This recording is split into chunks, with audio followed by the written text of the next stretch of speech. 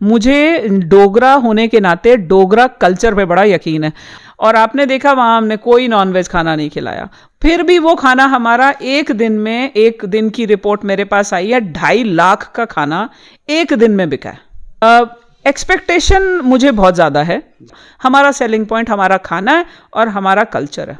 और अभी आप आगे देखेंगे हमने 2 प्रोजेक्ट्स, अब मैं अनाउंस नहीं करना चाहती हूँ, 2 बहुत अच्छे। बच्चे को रिपोर्ट कार्ड के लिए तैयार मत करो, उसको जीवन के लिए तैयार करो। तो जब आप बच्चे को जीवन के लिए तैयार करते हैं, आपको ऐसा ही रिस्पांस मिलेगा जो हमें सारस में मिला। नमस्कार, आप देख रहे हैं ग्रेट जंप वर्चुअल। मैं पंकज खजूरिया। जम्मू कश्मीर में इस समय प्लेटफॉर्म की कमी नहीं है। एक वक्त था जब ये कहा जाता था कि जम्मू कश्मीर में हुनर है, टैलेंट है, स्किल है, लेकिन प्लेटफॉर्म नहीं है। इसी प्लेटफॉर्म में एक प्लेटफॉर्म सरस आजीविका मेला जो 4 फेब से लेकर 14 फेब तक जम्मू के अंदर चल रहा है। और इसमें खासूसन तौर पे जो है मैं बता दूं आपको कि इस मेले को जो कोई ऑपरेट कर रहा है, जो प्रोडक्ट की सर्विस दी जा रही है, जो मैन्युफैक्चरिंग प्रोडक्ट्स जो हैं उनकी जो डिस्प्ले एग्जीबिशन की जा रही है, वो सारी की सारी जो है वुमेन्स द्वारा की जा रही है। सेल्फ हेल्प ग्रुप ने वुमेन को एम्पावर करने का एक अहम रोल जम्मू कश्मीर में अदा किया।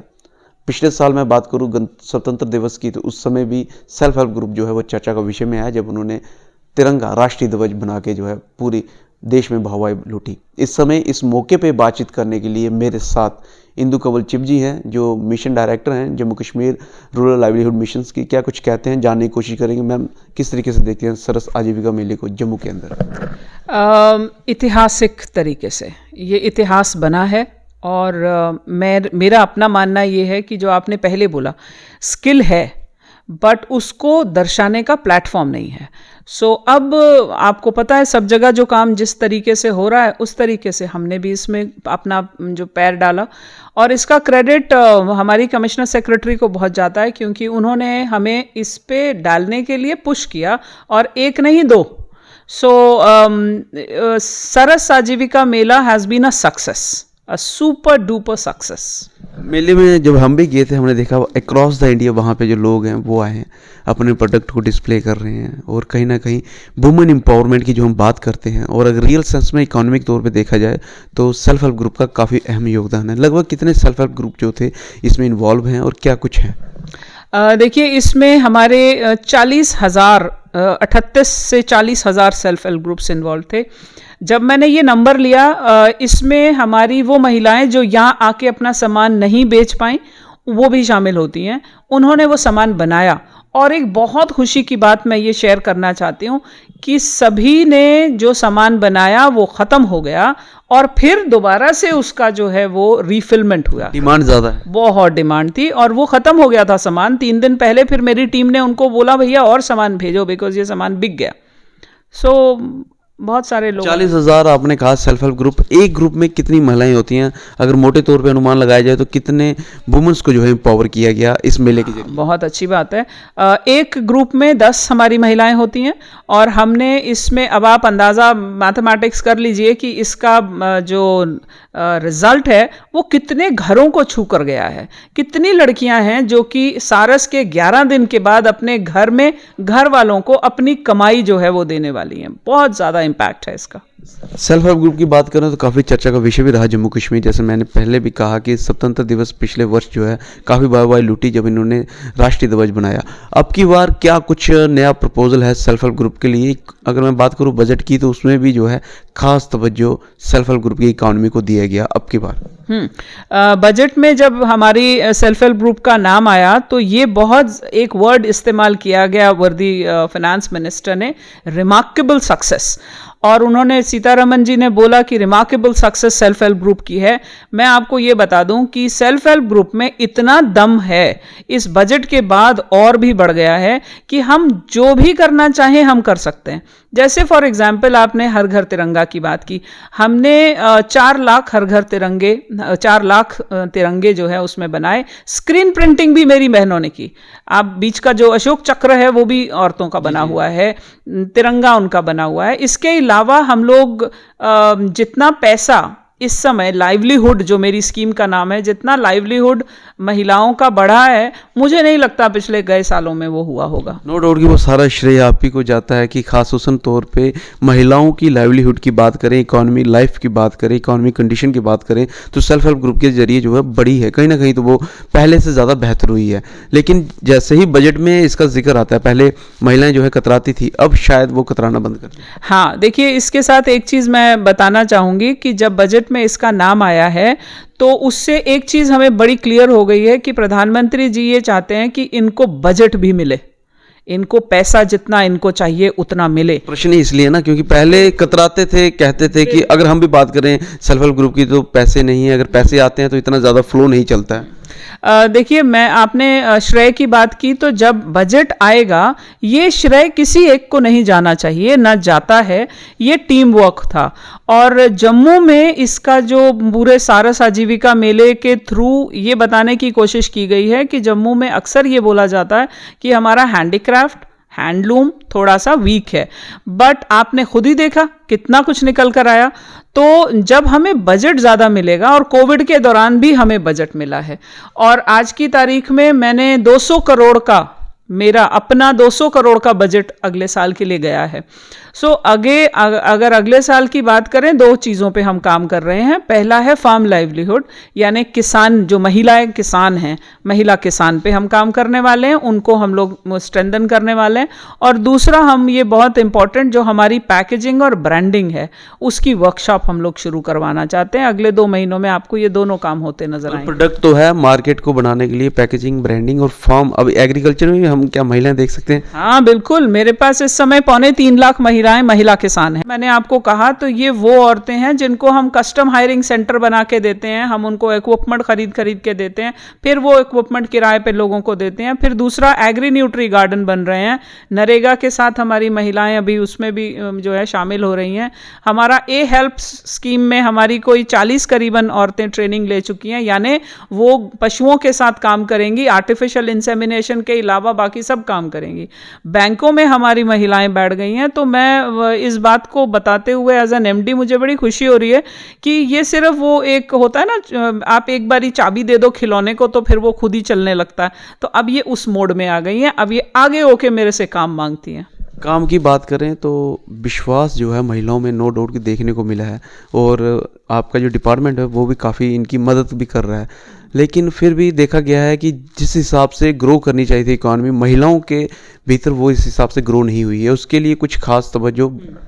ये अच्छा क्वेश्चन है। देखिए, जब पूरा परिवार महिलाओं का साथ देगा तभी महिला आगे बढ़ेगी। क्या अभी परिवार को भी मोबिलाइज करने की सोच रहे हैं? यस, हमारी एक स्कीम है SVEP, स्टार्टअप एंटरप्रेन्योर स्कीम है, उसमें हम पूरा परिवार लेते हैं। अब फॉर एग्जांपल बसोली हमारा है, अगर बसोली में एक महिला कुछ काम कर रही है और उसका परिवार जो है साइकिल रिपेयर कर रहा है या हस्बैंड उसका कुछ और काम कर रहा है, वो इम्पैक्ट नज़र नहीं आता। कश्मीर में आप देखें पेपर मैशेज हो रहा है तो पूरा परिवार पेपर मैशे में लगा हुआ है, उससे बिजनेस बहुत बढ़ता है। तो अब हमने यहाँ पर 4 डिस्ट्रिक्ट्स में पूरा परिवार उठाने का सोचा है। तो ये जब पूरा परिवार उठेगा तो मुझे पूरी उम्मीद है कि हमारी स्कीम जो है बहुत दूर तक जाएगी। सेल्फ हेल्प ग्रुप के अंतर्गत ही कवर अप होगा जी। जो हमारी उम्मीद की महिलाएं हैं, उनके भाई, उनके पिता, उनके हस्बैंड, उनका जो परिवार है, वो उसमें हमारे साथ एक एंटरप्राइज डेवलपमेंट में उसकी शामिल हो जाएंगे। आखिरी सवाल रहेगा आपसे, महिलाओं के इकॉनमी बढ़ाने में तो काफ़ी रोल अदा किया डिपार्टमेंट ने, लेकिन यहाँ तक देखा गया लोकल हैंडीक्राफ्ट हो, हैंडीलूम हो, कल्चर हो, फोक हो, उसको भी जो है कहीं ना कहीं आप पैरेलली बढ़ा रहे हैं। ये कितना ज़रूरी है और चैलेंज कहाँ फेस किया डिपार्टमेंट ने? कभी तो ऐसा लगा होगा नहीं ये नहीं हो सकता है, इसकी डिमांड नहीं है या इसकी सप्लाई नहीं है, कभी ऐसा लगा? कभी नहीं लगा। ये बड़ी हैरानी का मैं जवाब दे रही हूँ, क्योंकि मुझे डोगरा होने के नाते डोगरा कल्चर पे बड़ा यकीन है। और जब हमने वो एक दीवार बनाई, आपने देखा हमारी फूड कोर्ट में एक दीवार बनी थी, तो बहुत लोगों ने बोला ये पैसा वेस्ट हो जाएगा, मतलब बारिश आ गई, कुछ हो गया। मगर हमें जब वो दीवार लगा के लोगों ने वहाँ सेल्फी खींची हैं और जो उसका वायरल हुआ है वो वाला एरिया, तो मैं ये मानती हूँ कि हमारी दीवार भी काम करी, हमारी कल्चर का प्रोग्राम जो जितना करिकुलर एक्टिविटीज़ वहाँ पर हुई हैं, और तीसरा सबसे इम्पॉर्टेंट जो सुपर हिट हुआ है वो खाना है। और आपने देखा वहाँ हमने कोई नॉनवेज खाना नहीं खिलाया, फिर भी वो खाना हमारा एक दिन में, एक दिन की रिपोर्ट मेरे पास आई है, 2.5 लाख का खाना एक दिन में बिका है। इससे पहले कभी ऐसा हुआ? कभी नहीं, कभी नहीं। किसको श्रेय रिकॉर्ड। देते हैं?